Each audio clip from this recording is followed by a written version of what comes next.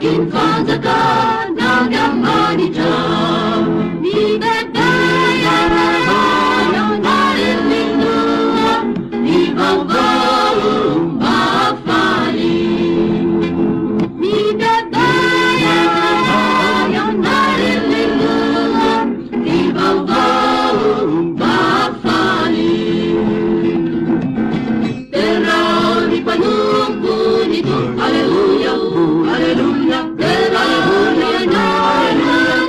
alleluia alleluia salubine nara ni tumpun naisa mamanda kiza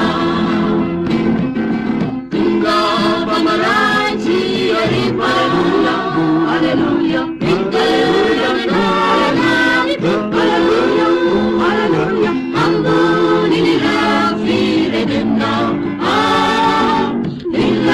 Zaniabu de abu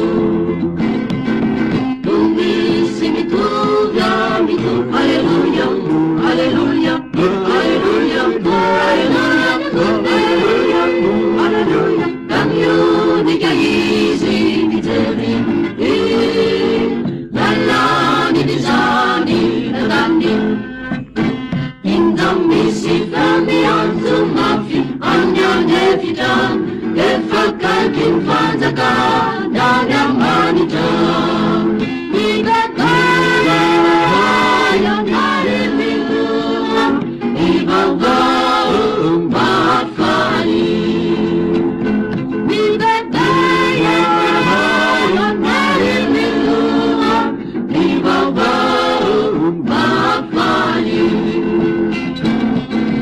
Allora mi pago Alleluia, alleluia, alleluia, alleluia, alleluia, alleluia. Aperta nenina naninga, annina si è fatta bocca.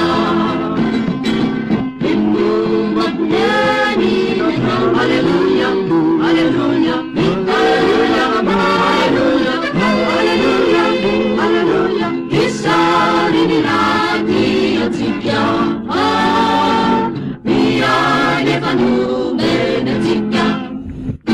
Indamnisi fermi anzumbafi, alle annefician, ne fa calchin fa